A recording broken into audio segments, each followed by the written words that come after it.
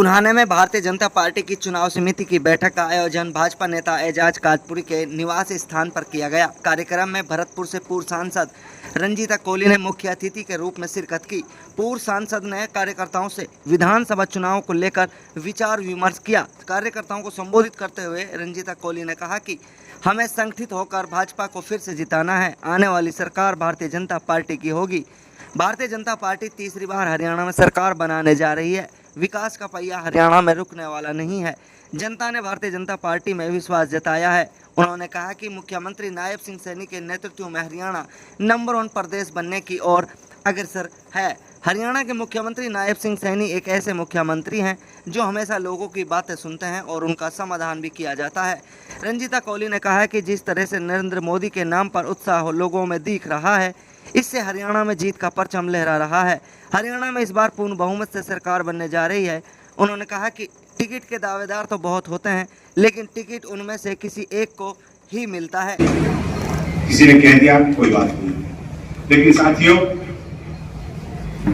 मेरी पार्टी के जो दिशा निर्देश होंगे मैं उस पर खरा उतरूंगा।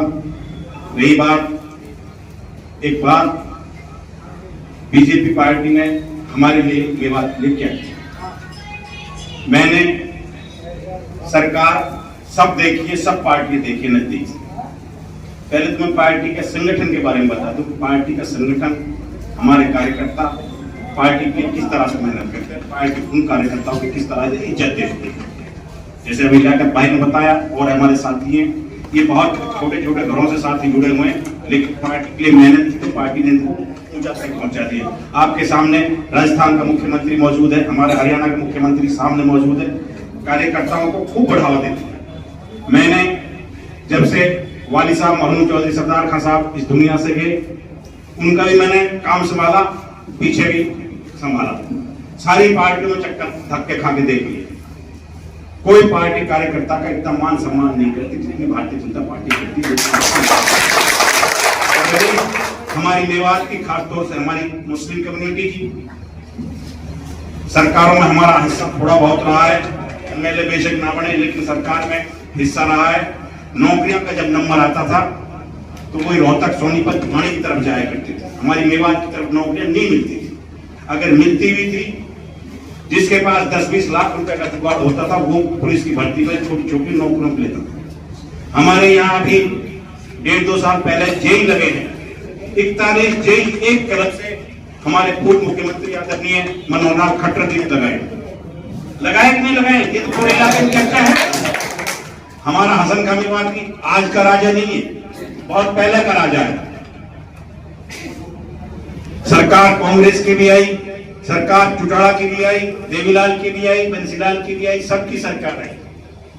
किसने राजा हसन खान मेवाती को मान सम्मान दिया, आप बताओ? शहीद का दर्जा दिया, छुट्टी घोषित की, उसका स्टेचू लगाया। स्टेचू पे चलो हम यकीन नहीं करते, लेकिन आप ये देखो कि सरकार के अंदर एक मैसेज दिया कि राजा हसन खान मेवाती वाकई में शहीद हुआ देश के लिए। बीजेपी ने माना है ना हमें देशभक्त। कुछ साथी होते हैं, हमारी जमात में भी है, हमारे साथ में भी है, कुछ बकवास कर देते हैं, इनके पास भी है। ऐसा थोड़ी हर समाज में आदमी, सारा समाज अच्छा नहीं है, सारा समाज भी गंदा नहीं है, कहीं दोनों तरफ से कुछ साथी होते हैं, कुछ बकवास कर देते हैं, उसका कोई थोड़ी है। हमारे और आपको मिलकर रहना है देश के अंदर भाई। ये हमारे अपने हैं, हम इनके हैं, ये हमसे बड़े हैं, ज्यादा तादाद में ये हमसे बड़े हैं। जैसे हमें ये रखेंगे, हम ऐसा रखेंगे। और बड़ा घर का कभी कभार थोड़ी मोटी पिटाई भी कर देता है। मानते हो इस बात को? नहीं मानते? तो ये प्यार हमें देंगे, आप उम्मीद रखो।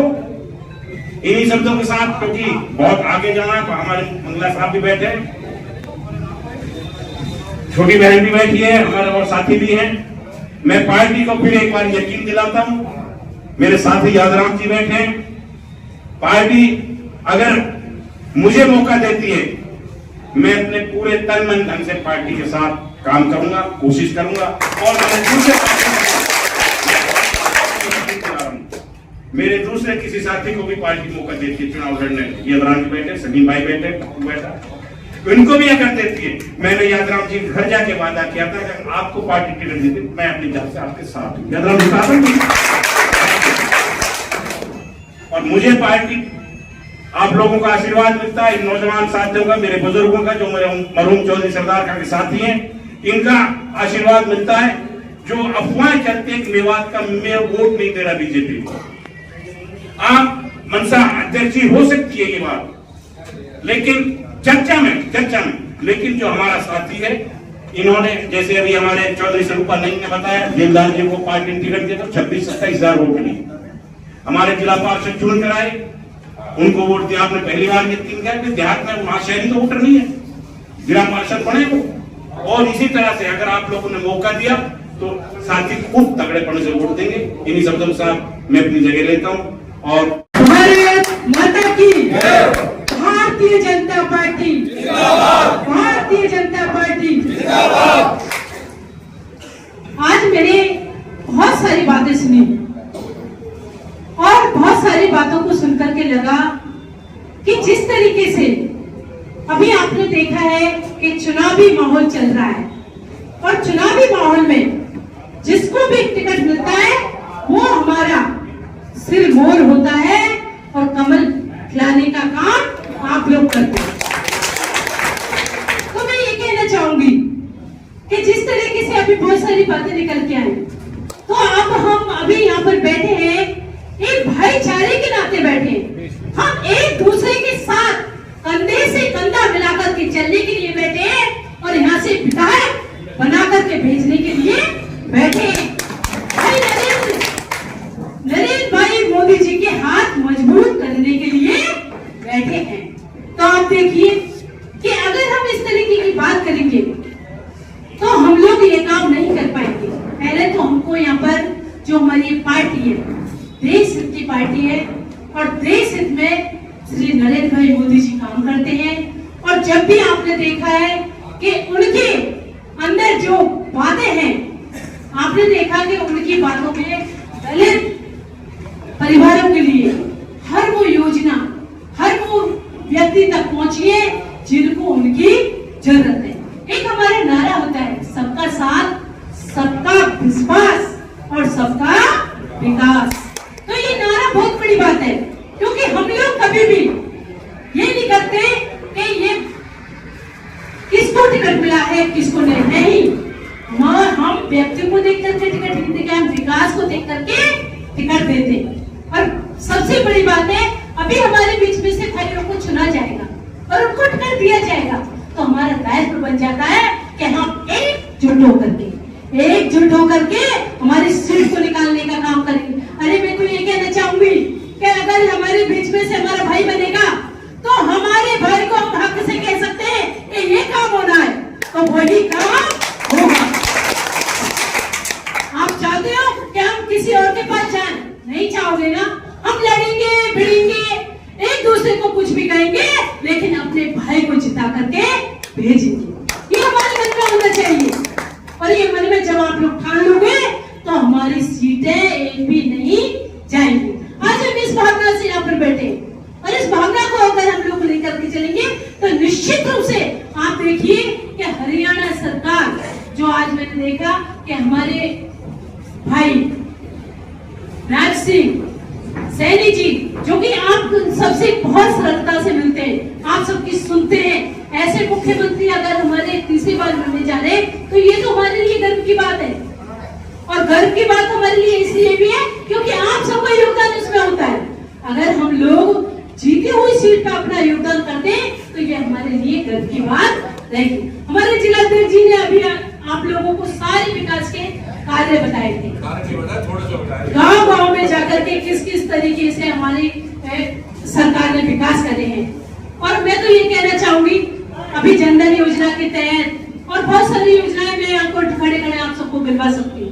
कितने लाभ मिले हैं और कितने लाभ हमें प्राप्त किए हैं, लेकिन इसलिए नहीं क्योंकि हम लोग कभी नहीं इस तरीके से करते हैं, हमारी सरकार में कभी नहीं करते कि ये इस इस्लाम का है या हिंदू का।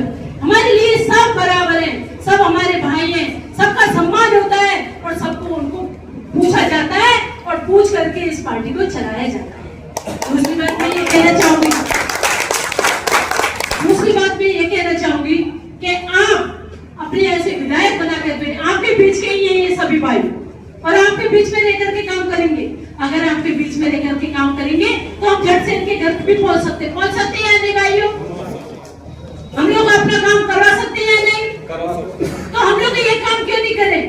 हम लोग अभी से इस तरीके की भावना ना फैलाएं कि हमें वोट वहां से नहीं मिला। नहीं, हमें सब जगह से वोट मिलते, हमें सब सम्मान देते और हमारा भाई जीत करके विधानसभा तक बैठेगा। ये आप मानते हो? तो मैं यही कहना चाहूंगी, मैं एक छोटी सी भारतीय जनता पार्टी की कार्यकर्ता हूँ और कार्यकर्ता के नाते आप देखिए कि मैं दलित समाज की बेटी हूँ और मुझे जिस तरीके से वोट आए और मैं लोकसभा तक की सीढ़ी तक पहुंची, तो मैं कभी भी इस तरीके की बात नहीं करूंगी, क्योंकि हमेशा एक व्यक्ति को ही टिकट मिलता है और हजारों मांगते हैं, लेकिन सिर्फ और हमारा वही व्यक्ति रहता है, वही टिकट लेके आता है, उसी के समर्थन में हम लोग खड़े रहते हैं। हम लोग एक ही विचार लेकर के चले कि हमारा भाई सिर्फ कमल का फूल है और कमल के फूल को ही हमें खिलाना है, हमें व्यक्ति से कोई मतलब नहीं। ये होना चाहिए कि नहीं? होना चाहिए ना? हो सकता है कि कोई भी चीजें आप लोगों के बीच में नहीं है, लेकिन ये चीजें भूलने की है। अभी तो हमें कंधे से कंधा मिला करके एकजुट से सभी को मिलकर के एक ही काम करना है कि हमें कमल का फूल खिलाना है और तीसरी बार सरकार बनानी है। और मैं सबसे बड़ी बात तो यही कहना चाहूंगी कि पुनः की धरती पर आप सबने, सभी पदाधिकारीगण ने, आसपास की आई हुई सरकारी ने मेरा मान सम्मान किया, मुझे यहाँ पर सम्मानित किया, इसके लिए बहुत बहुत धन्यवाद।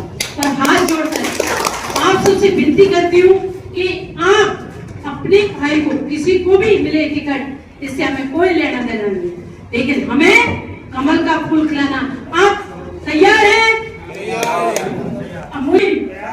भारतीय जनता पार्टी